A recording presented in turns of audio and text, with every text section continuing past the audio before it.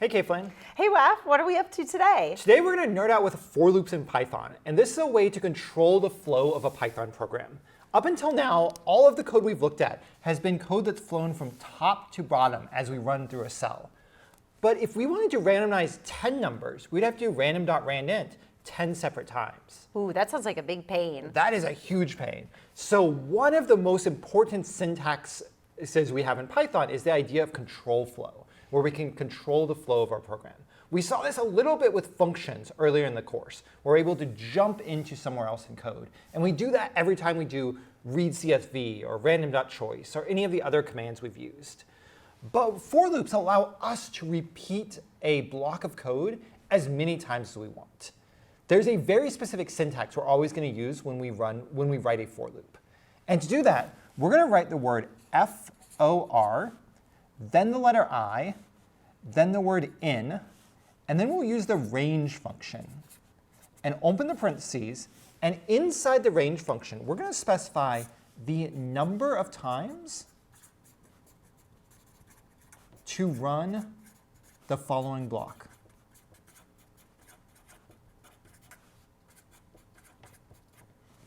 After specifying the number of times we want to run the following block of code, we're going to close the parentheses and add a colon. And then, just like in a function, we're going to then indent the next lines of code for everything that we want to repeat however many times. So if I want to repeat this block of code 10 times, I can go ahead and say for I in range 10.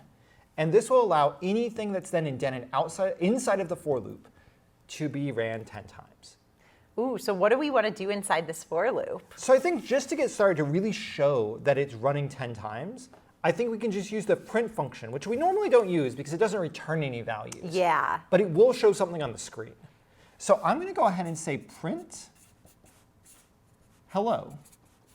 And this should, if it does what we think it's going to do, I should say for I in range 10, print hello, and I should see 10 shown, or I should see hello a total of 10 times when I run this code.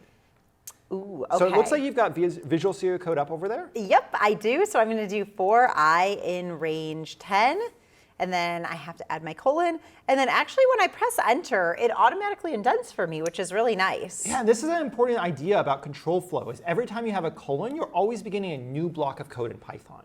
So everything that's now indented is going to run a total of 10 times because you have for I in range 10. And when I ran that code, I got exactly what we expected. It's 10 hellos. Amazing. So we're seeing that what Python is doing is it's running everything that's indented 10 different times, or everything is indented a total of 10 times from top to bottom from what's inside. So to demonstrate this a little further, I'm going to add 2 lines of code in here now instead of just a single line. So I'm going to rewrite this, and we're going to do for I in range, let's just do 7 now. So it's going to be a different number, so we should see this code now only runs 7 times instead of 10 times. I'm going to go ahead and assign a variable roll to be equal to the result of randomly rolling a dice. So I want to roll this dice essentially 7 times. Oh, so we could easily do random.randint. Awesome. Yeah, so can you go ahead and do random.randint. And then the minimum number we want is 1, and the maximum number this dice can roll is a 6. So random.randint 1, 6.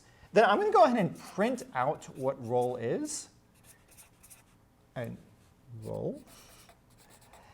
And by doing this, both of these lines of code should run from top to bottom 7 times because there's 2 lines of code inside of this block. And I should see 7 different rolls of this 6-sided dice. All right, so I'm going to see if that is what happened. So I'm going to do for I in range 7 this time instead of 10, colon, and then we have roll equals random.randint 1, 6, and then we want to print roll. And because I'm using the random library, I also have to import random, so I'm going to add that at the top of my code. Yeah, before you even do that, if you run it, do you see the error? Will we see an error? Oh, it worked. Oh, that's because we imported random Yeah. earlier. So go ahead and add the import random just so it's complete there. Sounds good.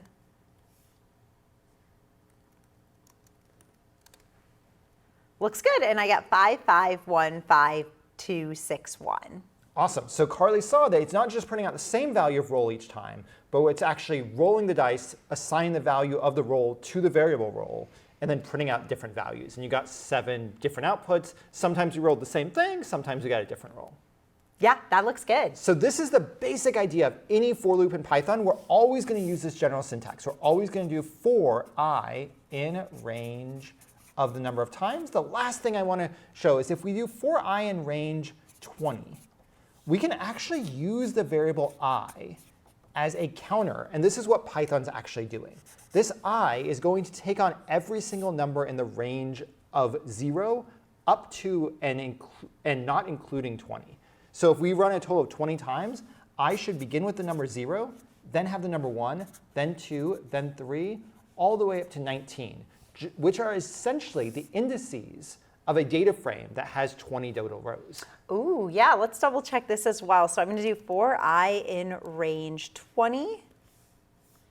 And then, Wade, you said just print I? We'll just print I, which should print out the value of that I that we're using for I in range 20. And that's what it did, starting with 0, ending with 19. So it's starting with that initial value of 0, the initial index in a data frame that might have 20 rows in it. So it's counting just like we count an index in a data frame.